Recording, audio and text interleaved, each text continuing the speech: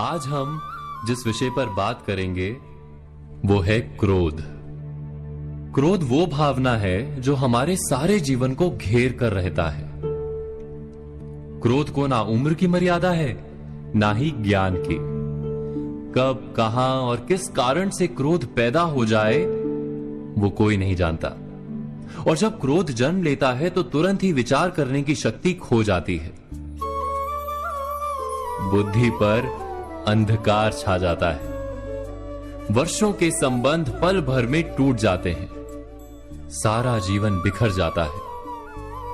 किसी भी कारागार में जाकर देखिए, अधिकतर अपराधी क्षण भर के क्रोध का दंड भोगते हुए दिखाई देंगे, पर फिर भी हम क्रोध पर अंकुश नहीं लगा पाते। बार बार हम क्रोध ना करने का प्रण तो लेते हैं, पर बार बार हमसे क्रोध हो जाता है। ये क्रोध वास्तव में क्या है, क्यों जन्मता है और क्यों अंकुश में नहीं रहता? उदाहरण के लिए आप एक बालक को देखिए। उसे किसी वस्तु की इच्छा होती है और उस समय अगर उसे वो नहीं मिलती या कोई उसे भयभीत करता है तो वो प्रतिक्रिया देता है। बालक की प्रतिक्रिया क्रोध है,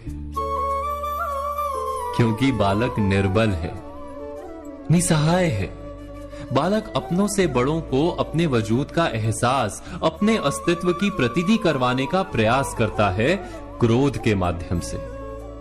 बड़े होने पर भी हम क्या ऐसा ही नहीं करते? क्या क्रोध हमारे भीतर बैठे बालक का प्रतिभाव नहीं? अर्थात क्या क्रोध वास्तव में केवल बालक जैसे व्यवहार का नाम नहीं? जब अहंकार को घाव होता है, जब भय लगता है, जब कोई वस्तु हमें प्राप्त नहीं होती, तब हमें क्रोध आता है। ठीक किसी बालक की भांति।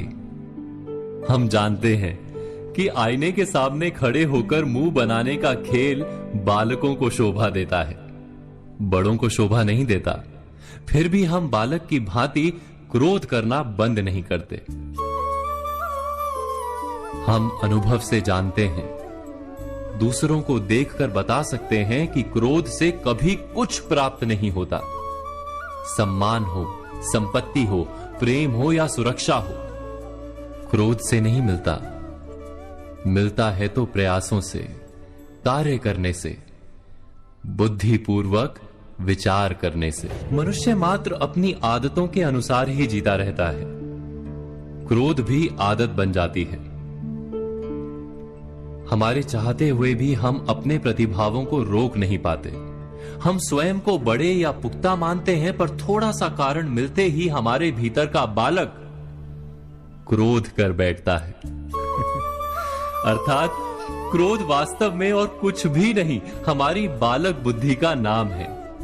जैसे ही हम इतना स्मरण में रखें कि हम बालक नहीं, बालक जैसा व्यवहार हमें शोभा नहीं देता, वैसे ही क्रोध स्वयं ही बंद हो जाता है।